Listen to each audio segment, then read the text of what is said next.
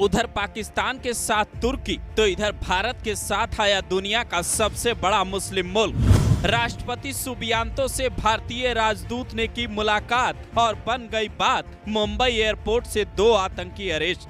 किराए पर लिया था मकान, वहां छिपा रखा था दहशतगर्दी का सामान, छापा पड़ते ही भागा था इंडोनेशिया।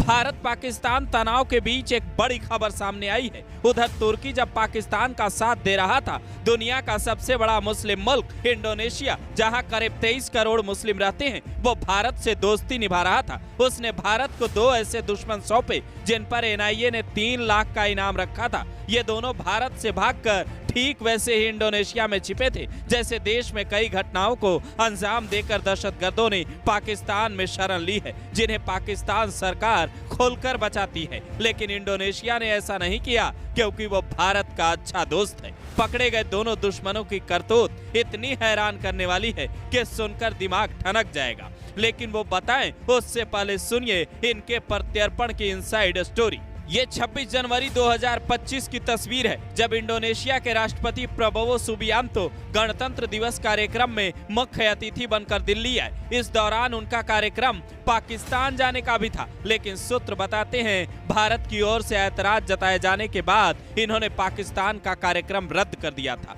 और भारत में ही कुछ दिन तक रुके रहे। उस दौरान पीएम मोदी और सुबियांतो की आतंकवाद के मुद्दे पर सहयोग की बात हुई थी। उसके 3 महीने बाद 22 अप्रैल को जम्मू कश्मीर में दिल दहला देने वाली घटना को अंजाम दिया जाता है तो इंडोनेशिया खुलकर न सिर्फ इसकी निंदा करता है बल्कि वहां के राष्ट्रपति सुबियांतो इंडोनेशिया में भारत के राजदूत संदीप चक्रवर्ती को कहते हैं, हमारा इस्लाम ऐसी शिक्षा नहीं देता, हम आतंकवाद के खिलाफ लड़ाई में भारत के साथ हैं, हालांकि रास्ता बातचीत का अपनाना चाहिए। इसकी जानकारी खुद संदीप चक्रवर्ती ने मीडिया को दी थी। कई मीडिया रिपोर्ट में यह दावा किया गया कि बैठक के दौरान कई मौकों पर भारतीय राजदूत ने इन दोनों दुश्मनों के प्रत्यर्पण की मांग उठाई, जिसे वहां के राष्ट्रपति ने मंजूरी दी और फिर 17 मई को एनआईए की ओर से एक प्रेस रिलीज जारी होता है जिसमें लिखा था, अब्दुल्ला फयाज शेख उर्फ डायपर वाला और तलहा खान को हमने मुंबई एयरपोर्ट से गिरफ्तार किया है। ये दोनों पुणे के कोंढवा क्षेत्र में रहते थे और साल 2022-23 में इन्होंने अवैध सामान बनाने का एक वर्कशॉप बकायदा बुलाया, जिसमें आईईडी तक का परीक्षण हुआ। 10 लोगों की गिरफ्तारी हुई।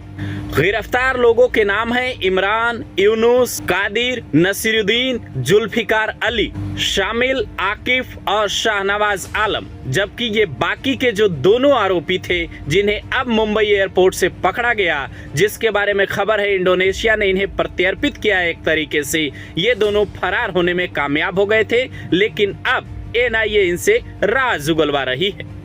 अब एनआईए की टीम इनसे ये पता करने में जुटी है कि इनका आका कौन था, इन्हें ये सब करने को किसने कहा था, एक किराए के मकान में इस तरीके की घटना को अंजाम देने का मकसद क्या था, क्या इनकी प्लानिंग हिंदुस्तान के अलग अलग शहरों में कुछ और करने की थी या मुंबई वाली साजिश दोबारा किसी शहर में रचना चाहते थे। सूत्रों के हवाले से सामने आई जानकारी ये बताती है कि ये लोग गजवा ये हिंद बनाना चाहते थे, भारत में इस्लामिक राज स्थापित करना चाहते थे। इससे पहले बिहार से भी इसी साजिश में कुछ साल पहले कई आरोपी पकड़े गए थे, लेकिन इनकी गिरफ्तारी से ज्यादा चर्चे इंडोनेशिया के हैं, जिसने पाकिस्तान को एक बड़ा संदेश भेजने की कोशिश की है। वैसे पाकिस्तान और इंडोनेशिया की कोई तुलना नहीं हो सकती क्योंकि भारत और इंडोनेशिया के रिश्ते काफी गहरे हैं, जबकि पाकिस्तान भारत का दुश्मन नंबर 1 है। इंडोनेशिया के साथ भारत के न सिर्फ व्यापारिक और राजनयिक रिश्ते हैं बल्कि बौद्ध और हिंदू विरासत भी वहाँ से जुड़े हैं। वहाँ की संस्कृति से रामायण और महाभारत का भी जुड़ाव है।